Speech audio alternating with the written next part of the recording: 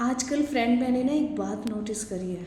लोग हम सब दान देते टाइम ना ये सोचते हैं कि इसको कोई देख क्यों नहीं रहा है, यानी कि हम सबके अंदर दिखाने का ना बड़ा हुनर सा हो गया है। जबकि कहा जाता है कि कुछ ऐसे काम इंसान को करने चाहिए जिनका गवाह या जिनका साक्षी केवल भगवान ही हो।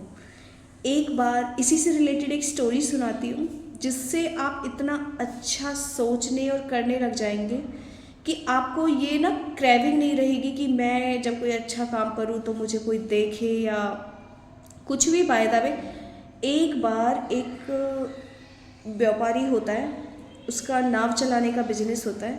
वो बहुत सारी नावें उसके अंडर चलती हैं।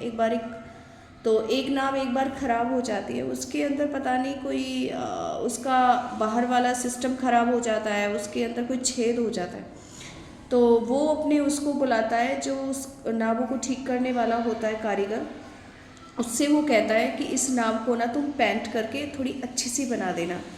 तो उस कारीगर ने कहा कि ठीक है साहब, लेकिन मैं कल आके इसको बनाऊंगा। तो उसने कहा कोई बात नहीं, तुम्हें जब टाइम मिले इसको कर देना।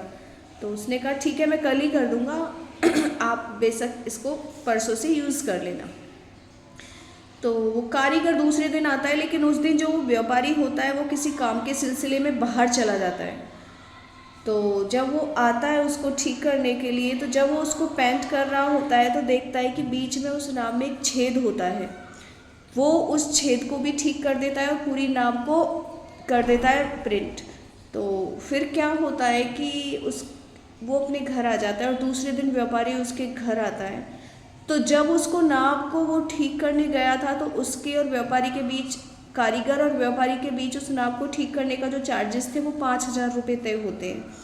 लेकिन जो कारीगर होता है, वो व्यापारी होता है, उसके पास 5 लाख रुपए लेके आता है। जब वो कारीगर ये देखता है तो वो कहता है कि साहब, ये पैसे तो मैं खुद लेने आ जाता, आपने क्यों अपना समय बेकार किया मेरे पास आके।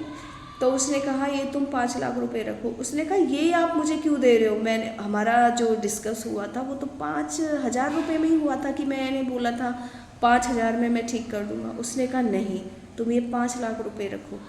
उसने कहा मैं समझा नहीं।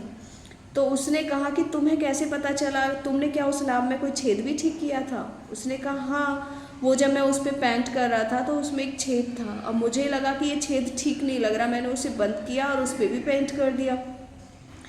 उसने कहा तुम्हें पता है, जैसे ही तुम वो नाव ठीक करके आए तो उसके बाद मेरे जो बच्चे थे ना उस नाव को लेके ना उसमें चले गए थे पानी में, और वो उससे घूम के आए। और जब मैं आया तो उन्होंने मुझे बताया कि पापा वो नए वाला जो नाव है ना वो तो बहुत सुंदर है। तो मैं वो भाग के गया, मैंने कहा तुम इससे कैसे घूम आए। कह रहे हम तो अच्छे से घूम के आए थे, तो मुझे पता था उसमें छेद है, लेकिन मैं तुम्हें बताना भूल गया।